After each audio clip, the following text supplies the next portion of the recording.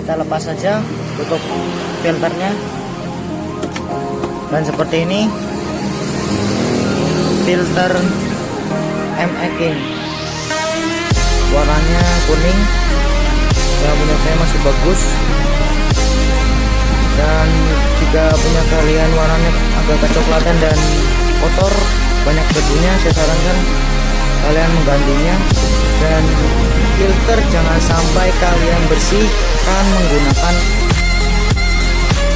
kompresor atau yang lainnya seperti sikat atau apa.